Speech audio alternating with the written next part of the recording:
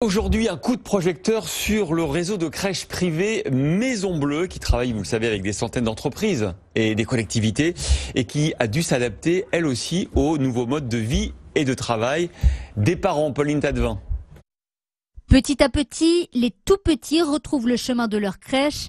Après 2 mois d'arrêt pendant lesquels ils ont quand même accueilli des enfants de familles prioritaires, les 400 établissements de la Maison Bleue, en France et à l'étranger, ont rouvert leurs portes depuis mi-mai. Mais le retour est loin d'être massif. Sylvain Forestier, président fondateur du réseau. Il y a beaucoup de freins. Vous avez dans nos crèches, on parle d'enfants de 0 à 3 ans. Vous avez des familles qui ont envoyé les enfants chez les grands-parents. Vous avez des familles qui sont en télétravail et qui ne sont pas sur leur lieu de vie habituel. Vous avez des familles, et c'est quand même un des gros sujets, même maintenant, dont les enfants ne sont pas accueillis à l'école. Et lorsque vous avez un enfant de 6 ans qui doit rester toute la journée à la maison et que vous êtes obligé de rester à la maison, vous n'allez peut-être pas envoyer le plus jeune en crèche, en tout cas pas de la même façon, pas tous les jours. Donc il y a un environnement qui n'est pas normal. La crèche, c'est quelque chose qui s'inscrit dans un fonctionnement professionnel, un équilibre famille-travail. Et lorsque cet équilibre est perturbé, l'accueil à la crèche fonctionne de façon pas classique, et c'est exactement la situation. Regardez les grandes entreprises, vous en avez encore beaucoup qui ont décrété qu'elles seraient en télétravail de façon assez massive jusqu'à fin septembre. Donc ça, forcément, ça a des conséquences sur l'accueil dans les crèches. Sylvain Forestier table sur le retour de la moitié des enfants pour juin et il espère retrouver un rythme normal pour septembre.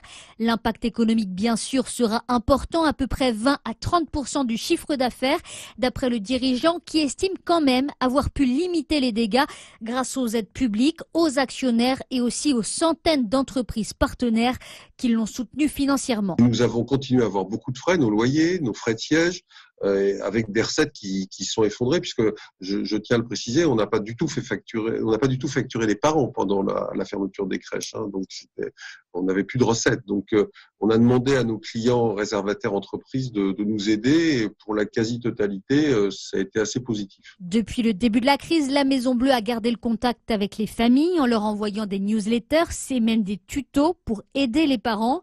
Elle adapte aujourd'hui ses offres à leur nouveau rythme de travail en leur proposant par exemple d'accueillir des enfants plus grands jusqu'à 5 ans et elle envisage sérieusement d'en créer de nouvelles offres plus souples sur le long terme. Mais même si par exemple le télétravail augmente un peu, je pense qu'il y aura toujours besoin de crèches, mais bon, ça sera à nous d'avoir des offres qui justement correspondent plus à une approche un peu différenciée, un peu plus souple.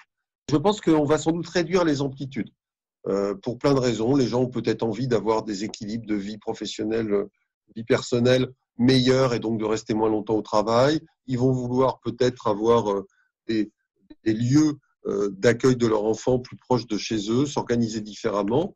Après, on a des cas d'espèce. Vous avez des groupes, par exemple, nous avons des crèches dans des hôpitaux comme à Montreuil où là, vu les amplitudes de travail, c'est un peu différent. Enfin bon, ça c'est particulier.